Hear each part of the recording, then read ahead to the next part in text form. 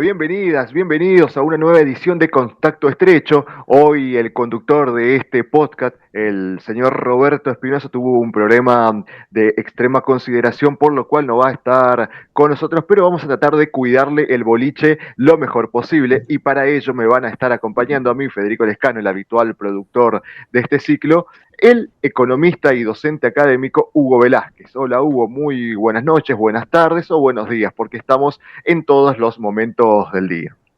Hola Federico, ¿cómo estás? Bien, contento de poder estar nuevamente todos juntos, llevando adelante esta experiencia comunicacional que es Contacto Estrecho. ¿Te había quedado algo pendiente del programa anterior?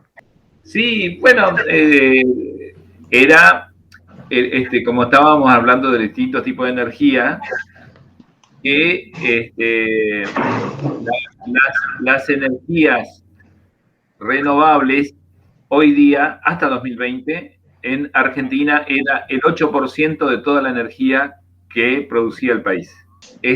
Pero se esperaba que este año se duplique, es decir, se lleva al 16% la producción de energía renovable. Entonces, en renovable hablamos de energía eólica, solar, etc. Muy buena la aclaración, Hugo, considerada. Y ahora lo saludo al otro hacedor de este proyecto, al licenciado en Administración, Bernardo Dickstein. Hola Bernardo, muy buenos días, buenas tardes o buenas noches. Depende del oído de nuestro oyente que nos esté escuchando. Hola Fede y hola Hugo, y bueno, múltiples saludos según el horario del día en que cada uno escuche. Esta semana, Bernardo, hubo una polémica a raíz de pedidos de dirigentes de la oposición, entre ellos Patricia Bullrich, que quieren que privados puedan adquirir la vacuna. Me refiero a la vacuna contra el coronavirus. Sí, de hecho hay un grupo de laboratorios que han mantenido conversaciones con el gobierno, no sé con precisión cuáles son esos laboratorios, como para obtener el permiso para importar vacunas. Claramente lo que está haciendo Patricia Bullrich es operar a favor de esos laboratorios. Ahora, cualquiera que haya escuchado su intervención diría, bueno, ¿por qué no? Es más, ella dijo de que permitir de que el sector privado importe vacunas contra el coronavirus sería democratizar la distribución de la vacuna. Y la verdad que esa es una apreciación un poco maniquea, que me parece que amerita que se le dé una respuesta tanto de lo que son las políticas públicas, las políticas de salud pública, y también una respuesta desde la economía. Hoy precisamente tuve un comentario de alguien que decía, y bueno, pero si se permite que el sector privado importe vacunas, va a estar ayudando al Estado a que la distribución, o sea, la aplicación de la vacuna sea más rápida. Entonces me parece que esto hay que analizarlo con cierto nivel de detalle. Primero, la Argentina tiene uno de los calendarios de vacunación gratuitos más ambiciosos del mundo, no únicamente de América Latina. El calendario de vacunación gratuito de la Argentina prevé 15 vacunas más 2 vacunas que se aplican pura y exclusivamente en zonas de riesgo. Y la vacuna contra la gripe, que es la que todo el mundo conoce, llega a esta época y todos empezamos a plantearnos si hay vacunas, no hay vacunas, si nos vacunamos, no nos vacunamos. Por ejemplo, en la vacuna contra la gripe coexiste tanto la posibilidad de vacunarse en el sector público como en el sector privado. En el sector público implica ir a un centro de salud, un hospital, bueno, eso lo organizan las autoridades de salud de cada provincia. De hecho, aquí en Resistencia hay veces que hay campaña de vacunación masiva, por ejemplo, en la Plaza 25 de Mayo, donde se comunica de que el que quiera se puede acercar, o en todo caso se comunica que, bueno, que tienen la prioridad de las personas de cierta franja etaria. Y de la misma manera, uno puede ir a una farmacia, comprarse la vacuna y hacérsela aplicar ahí mismo. Hay farmacias que están autorizadas para vender y también habilitadas para vacunar. O en algunos casos son las organizaciones de las obras sociales sindicales o las prepagas las que en ciertos casos cubren a sus afiliados con la aplicación de la vacuna. Después, si hay algún recupero o no por parte de esas entidades respecto del Ministerio de Salud Pública, otra historia, pero en definitiva, de alguna manera, el Estado está presente. Ahora, ¿qué es lo que pasa? Vacuna contra la influenza o contra la gripe común, hay mucha disponibilidad, hay mucha oferta a nivel mundial, y a no ser que haya un brote de gripe, digamos que es una oferta que cubre perfectamente la demanda, con lo cual no hay puja de precios. Y aparte de que todos ya estamos acostumbrados a que todos los años, en teoría, nos debiéramos vacunar contra la gripe. Ahora, ¿qué es lo que pasa en esta situación? ¿Qué es lo que pasa con las vacunas contra el COVID? Es un problema básico. La oferta que hay, es decir, lo que se está produciendo a nivel mundial en este momento, está ampliamente superado por la demanda, porque son vacunas recientes. De hecho, absolutamente todas las vacunas que ya están disponibles tienen autorización de emergencia. No es que estén aprobadas en realidad no hay ninguna, porque la famosa fase 3, de la que todos hemos escuchado hablar, en realidad debiera llevar o podría llevar 2 o 3 años de estudios para que se complete esa fase, porque verdaderamente la fase 3 no se hace con una muestra grande de población de 40.000 personas, como más o menos lo hicieron todos, sino que se lo hace con millones de vacunados, y todavía no se han vacunado muchos millones. Entonces imaginemos, en un contexto donde la premura por vacunar a las poblaciones, como por ejemplo lo que está pasando en nuestro país, donde el Estado se quiera apurar a vacunar a la mayor cantidad de población posible, porque estamos por entrar en otoño y se sabe que a medida que bajan las temperaturas aumentan los contagios. Imaginemos si aparece un sector privado que empieza a pujar con el Estado o con los estados por la disponibilidad de vacuna. El sector privado seguramente va a estar dispuesto y no va a tener inconvenientes, porque va a comprar una cantidad mucho más limitada, a pagar mucho más por una dosis de vacuna de lo que pueden hacerlo los estados.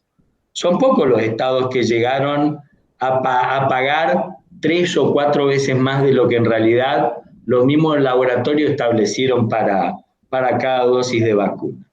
Entonces, ¿qué va a suceder?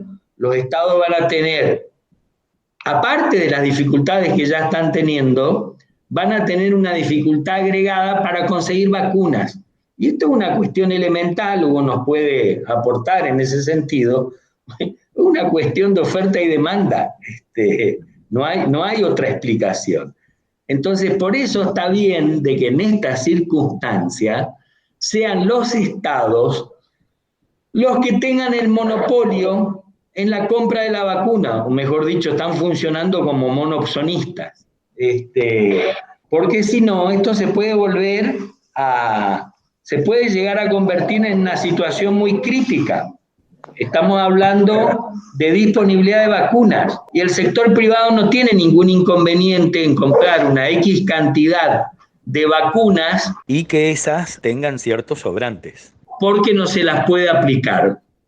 Bernardo, uno de los pocos estados, por no decir el único, que pagó más de lo que salían las vacunas para poder asegurarse de las mismas y tenerlas también más rápido, es el Estado de Israel, que hizo una buena gestión, a mi humilde entender, con la pandemia, tiene relativamente buenos números, es decir, tienen pocos contagios y poca tasa de mortalidad, y también tuvo rápido bastantes vacunas, pero porque pagó mucho más de lo que salían a precio de mercado, es decir, que Israel pagó más de lo que está pagando Argentina, Chile o cualquier otro país, pero lo hicieron, claro, para poder tenerlas rápidos a las vacunas. Y la sensación que me está quedando, Bernardo, en base a lo que contás, es de que Argentina o cualquier país del tamaño y de la relevancia que tiene Argentina, tiene pocas opciones, tiene pocas medidas y pocas herramientas,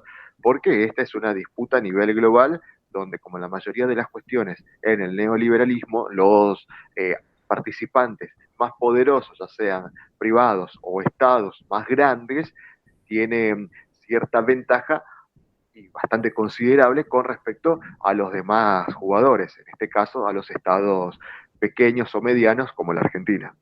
Hugo, ¿querés aportar algo en base a lo que comentaba Bernardo?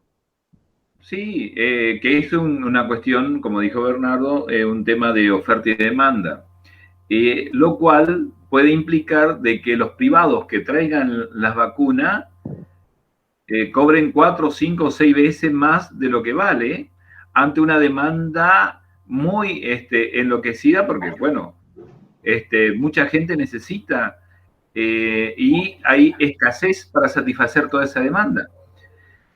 Piensen que hoy es imposible que todos los laboratorios, todos juntos, pónganle a todos los que están haciendo vacunas con fase 3, que hayan pasado que estén trabajando en la fase 3 y que la aceptaron, bueno, todos esos laboratorios no pueden satisfacer la demanda de 7.000 millones de habitantes que se calcula que es la población mundial. En 3 meses, en un trimestre, imposible. Pueden hacerlo en 2 años, en 3 años, sí. No hay capacidad instalada para dar respuesta a esa demanda, a ese nivel de demanda que hoy requiere urgentemente la población mundial. Por lo tanto, es a cuentagota. Encima, son pocas las que pasaron la fase 3 y fueron aprobadas. Estamos la británica, tenemos la rusa, tenemos 2 Chinas, 2 Estados Unidos. Además, los estados, esto te corrijo, no es el neoliberalismo, es el capitalismo, es la ley del más fuerte dentro del capitalismo. Los países, y aún sin capitalismo, los países más poderosos cobran ventaja sobre los países menos fuertes en este tema. En este caso, el tema de las vacunas, hubo países como Estados Unidos que se cerró, tomó todas las vacunas para su propia ciudadanía, y los acuerdos que esas empresas privadas hicieron con países europeos, por ejemplo, y con Chile, a Chile le llegó menor cantidad de lo que le había previsto. Y lo que le pasó también a países europeos donde no le dieron, porque, bueno, están acumulando para satisfacer la demanda solamente de su propio país. Por eso muchos protestan, ¿por qué no se trae tantos millones por ejemplo, de la vacuna rusa? Y bueno, Argentina fue el primero que aceptó, pero después vinieron, ya hay cerca, si no, Bernardo, por favor, corregime, cerca de 30 países que le piden la vacuna a Rusia, ¿no? Sí, perdón, ya estamos en 38 países Bueno, cuyas autoridades regulatorias ya aprobaron la Sputnik, con lo cual obviamente también van a pretender importar esos 38 países, digamos, ¿no? por supuesto. Y Rusia no va a tener capacidad para darle los millones que necesita cada uno de esos 38 países en un trimestre, por decir un tiempo corto. Por lo tanto, se va a ir a cuenta gota, país por país. Hoy justamente están por traer 300.000 vacunas más, ¿no? Si no me equivoco, ¿puede ser? Sí, hoy tendría que llegar un segundo vuelo en las últimas 72, 96 horas, que en total van a sumar 660.000 dosis. Bueno. Es decir, que la buena reputación que está teniendo ahora la vacuna Sputnik, después de las primeras campañas antirrusas, indirectamente nos perjudica a nosotros porque hay países más poderosos que están interesados en esta vacuna. Ustedes lo nombraron, estos 38, entre ellos el mismísimo Alemania. Y sí, de alguna manera sí, porque, o sea, lo de Alemania fue un planteo teórico, pero en la sumatoria de todos estos países, de estos 38 países que estamos mencionando, a muchos de los cuales ya se le está entregando, y sí, en definitiva terminó siendo contraproducente para la Argentina. Pero aparte de que hay un problema de que el instituto productor de la Sputnik está superado en la demanda, también está teniendo problemas de producción porque no se consiguen insumos en realidad. Porque cuando un laboratorio, sea el que sea, produce una vacuna, no es que la produce en sus instalaciones en su totalidad. Hay ciertos componentes, ciertos reactivos, que a su vez los tiene que comprar, se los produce un tercero. Esto es como si fuese la industria automotriz. Ninguna fábrica produce todos los componentes del auto. Algo, con sus propias especificaciones, lo compran a fabricantes de las famosas autopartes. Bueno, lo mismo sucede con los laboratorios que producen vacunas. Hay un cuello de botella muy grande a nivel mundial, que seguramente se va a ir descomprimiendo un poco a medida que se aprueben nuevas vacunas, que aparezcan nuevos oferentes, con lo cual van a aumentar la disponibilidad de la oferta. Entonces seguramente la situación va a ir mejorando ahora.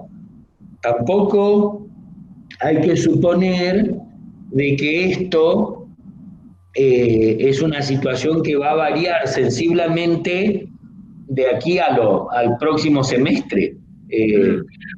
En realidad, hay estimaciones que indican que para que pueda haber inmunidad de rebaño a nivel de la población mundial, es algo que va a ocurrir recién a fines del 2023. Quiere decir que queda un camino largo. Y obviamente, bueno, en esto se está viendo la disparidad, se está viendo la competencia entre estados, se está viendo las dificultades que tiene cada productora a nivel particular, que son de distinta índole.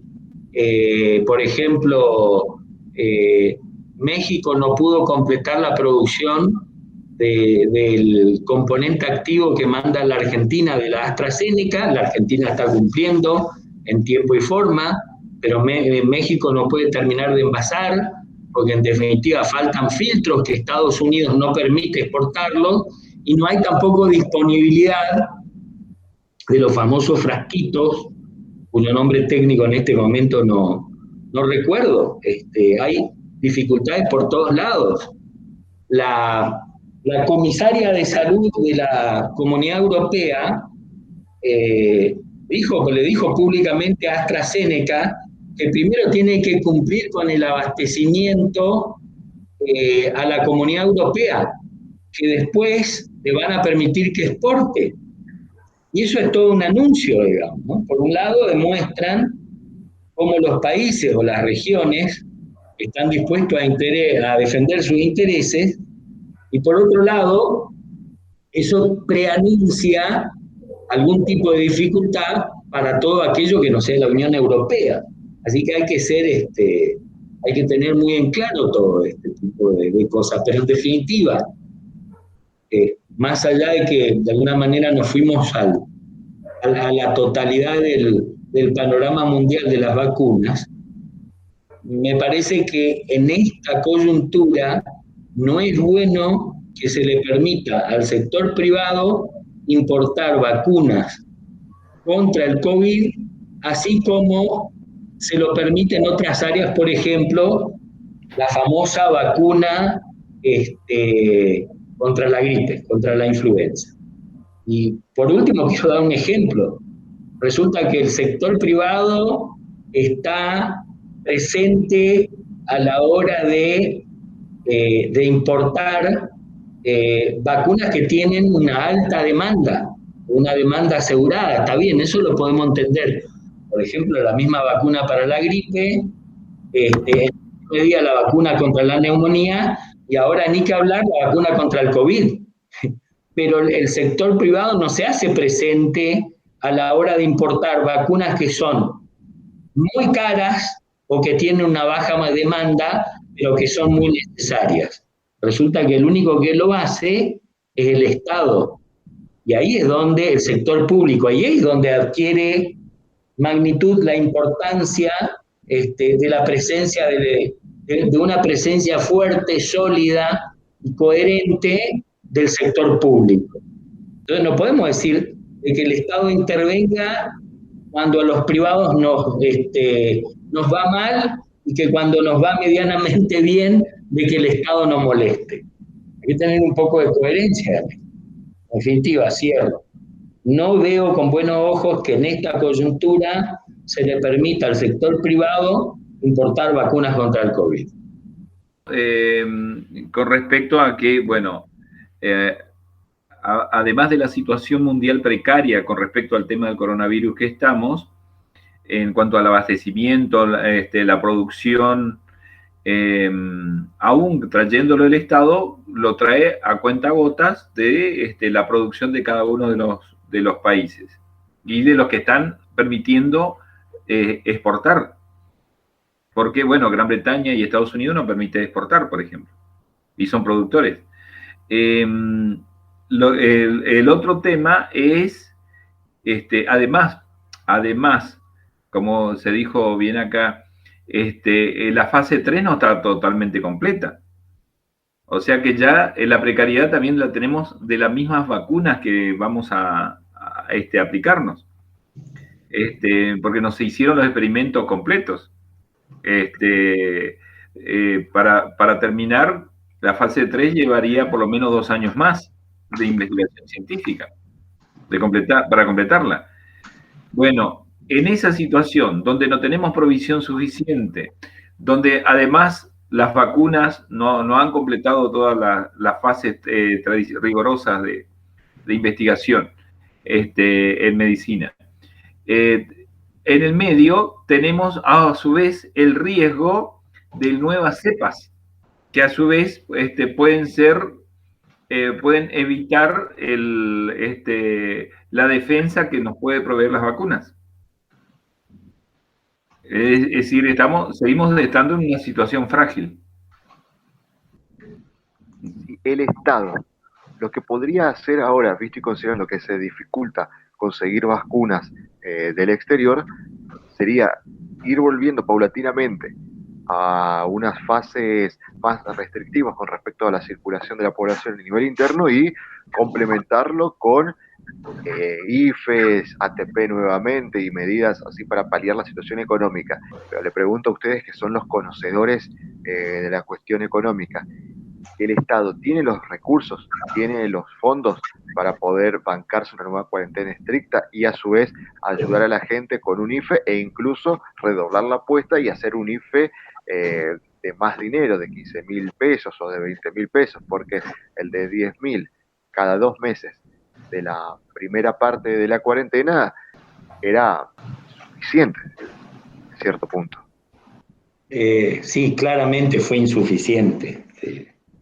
Y creo que alguna vez lo charlamos. Yo particularmente opino que la intervención del Estado argentino en la economía, en la pandemia, en algunos aspectos fue tardío e insuficiente, por más que uno pueda entender el esfuerzo. Ahora, respecto de lo que vos preguntás, Fede, si el Estado tiene o no tiene los recursos, y en realidad eso no es una pregunta que se la pueda responder en forma tajante por sí o por no. Porque de última, cuando estamos hablando de recursos monetarios fundamentalmente, y la pregunta es, bueno, ¿y de dónde saca esos recursos en esta circunstancia del Estado argentino? Y uno, o sea, ¿cómo que recursos, obviamente, necesidad de recursos que en esta coyuntura van a producir un déficit muy importante? Argentina no es el único que terminó el 2020 con un déficit muy importante, más allá que por sus particularidades el déficit argentino puede ser un poco más elevado que en otras partes del mundo, pero el tema es, bueno, ¿con qué se financia esa necesidad de mayores recursos? Y una herramienta que surge a las claras tiene que ver con la emisión monetaria. Por ejemplo, Estados Unidos, con el último paquete de ayuda que aprobó el Congreso, va a terminar redondeando una intervención en su economía equivalente a 25 puntos del PBI. O sea, y eso es emisión monetaria pura. Está bien, algunos podrán decir, bueno, pero Estados Unidos emite una moneda que es aceptada por el resto del mundo, con lo cual descargan el resto del mundo esa mayor emisión. En definitiva, es el resto del mundo el que termina financiando el déficit del Tesoro de Estados Unidos. Ok, pero bueno, entonces volvemos a la Argentina. ¿Con qué recursos cuenta el Estado? ¿Qué va a pasar si emite y qué va a pasar si no emite? Esas son las preguntas que hay que hacerse.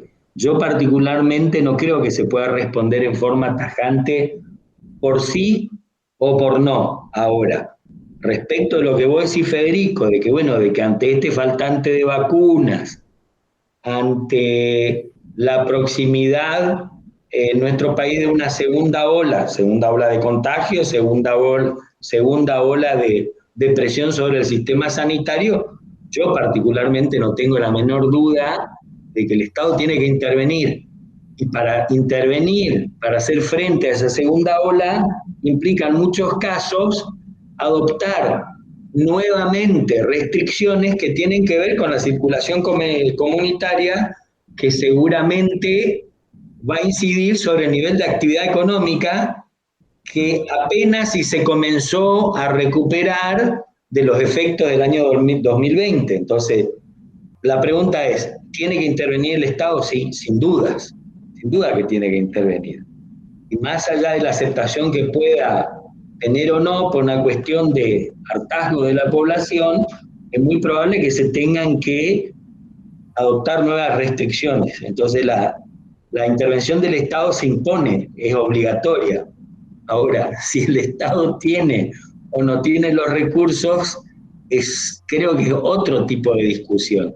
Y aparte, no es la misma la necesidad de recursos y de dónde se obtienen esos recursos en épocas de pandemia que en épocas de no pandemia. Se me viene a la cabeza el ejemplo de Francia, que el año pasado les pagó a los trabajadores de restaurantes y bares el 84% de su sueldo, pese a que su gobierno, encabezado por Emmanuel Macron, sea de centro derecha o de derecha. Y generalmente los gobiernos de derecha no suelen hacer estas políticas expansivas de la economía.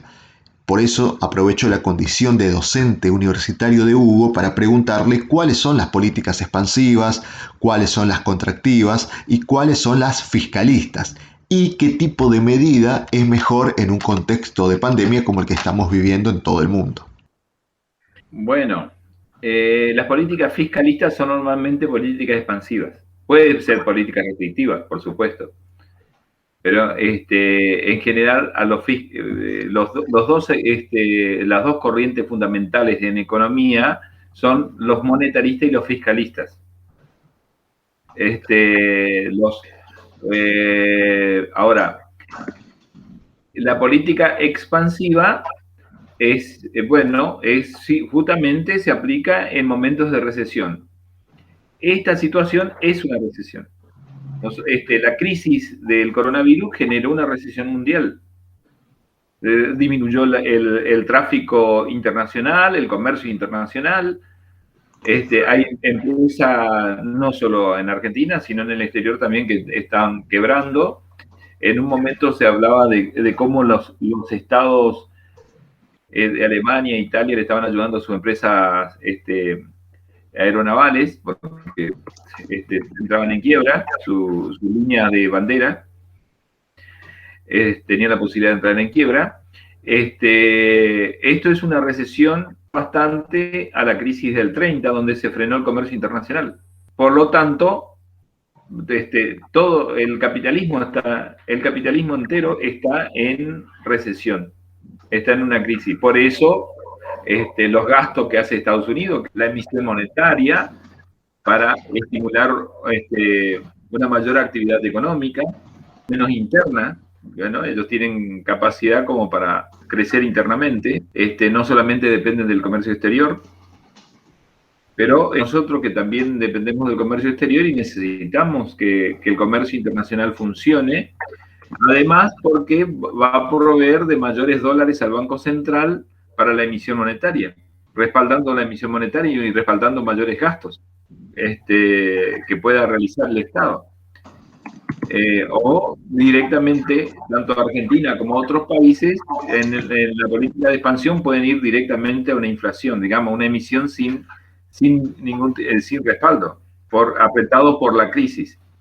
En las crisis justamente se propone siempre una política expansiva de mayor gasto del Estado para empezar a mover la actividad económica que está cayendo. Poner subsidios al desempleo, que muchos lo ven en forma con alto prejuicio social para quienes reciben un subsidio de desempleo, pero el subsidio de desempleo, como mínimo, dos cosas para. Uno, para cuando empieza el desempleo, que no tenga que trabajar por salarios de hambre. Entonces le ponen un piso al salario, al haber un subsidio al desempleo. Porque es un piso, es para asegurar de que no trabajes por menos de esa cantidad. 8 horas diarias, no trabajes por menos de esa cantidad. ¿Por qué? Porque los empresarios se aprovechan y te van a pagar salario de esclavos. Y eso asegura de que esa persona, entre un salario menor y el subsidio, se quede con el subsidio. Es decir, presiona a todo el sistema a que paguen mejores salarios, o por encima del subsidio, por lo menos. Para que los obreros tengan, o los trabajadores tengan estímulos para entrar al sector privado. Salir del subsidio, entrar al sector privado, porque hay mayores salarios. Y eso es una parte. La otra es macroeconómica, que es, el tema es cuando empieza el desempleo, es como cuando tiramos una piedrita de arriba de una montaña. Empieza chiquito, una sola piedrita, y después termina abajo un desastre. Una avalancha, un desastre. Bueno, una forma de frenar es justamente a quienes entran en el desempleo, darle un subsidio al desempleo para que esa persona vaya y consuma, y eso evita que otras empresas quiebren y otros trabajadores entren en el desempleo. Es una herramienta para frenar el proceso de desempleo en las crisis, en la desaceleración económica que produce la crisis. Que otras empresas también quiebren. Por eso, lo que decía Bernardo, es muy importante en este momento que haya buenos subsidios al desempleo. Que Argentina dedicó poca parte del PBI para la IFE, por ejemplo. Podría haber, dio el ejemplo de Estados Unidos, que puso mucho más carne en el asador, digamos, para estimular otra vez la actividad económica. Ahora, es cierto que si se viene otra segunda ola más fuerte, y bueno, otra vez el comercio mundial va a parar, porque ahora está empezando a crecer de vuelta la actividad económica, tanto local como nacional e internacional, pero si viene otra ola, se va otra vez a cerrar los mercados y vamos necesariamente a una crisis. La última pregunta, entonces. Es muy preocupante. Dentro porque necesitamos cerrarnos por los contagios, por etcétera. Pero eso nos lleva a disminuir la actividad económica. La última pregunta entonces es si el resto del mundo se vuelve a cerrar, como se empezó a cerrar en Francia, por ejemplo, en París más precisamente, a la Argentina, de acuerdo a su matriz productiva y económica, ¿le conviene porque los precios de las commodities que exporta Argentina van a crecer o no? O por el contrario, las commodities que exportan Argentina van a caer en la bolsa. Cualquiera de los dos puede responder. Si empiezan a cerrarse, empieza una segunda ola, se cierran para toda la actividad económica, inclusive las commodities. Por lo tanto, podés tener los precios que puedas tener, pero no podés vender. Porque no hay intercambio. Que hasta ni los correos internacionales funcionaron 6 meses atrás. Nos estamos olvidando eso. Buen dato. Hasta los correos no funcionaban porque para evitar contagios. Bueno, con esta última aclaración del licenciado en Economía Hugo Velázquez, damos final a este programa atípico de Contacto Estrecho, sin la participación de Roberto Espinosa, quien sí ya va a estar presente en el próximo capítulo. Muchísimas gracias, Bernardo. Al contrario, un gusto. Gracias, Hugo. Gracias a vos, Federico, y bueno, a Robert lo extrañamos. Robert, vení, te extrañamos. Volvete. Igual su espíritu estuvo presente con nosotros dándonos fuerzas. Está bien, está. Será entonces hasta la semana que viene y muchísimas gracias a todos ustedes por escucharnos. Para nosotros es muy importante contar con su oreja y también con su intelecto, poniéndolo a trabajar para escucharnos y prestar atención a todo lo que decimos. Igual decimos, dice el mosquito, en realidad es lo que dicen Bernardo y Hugo, que son los especialistas. Chau, hasta la semana que viene.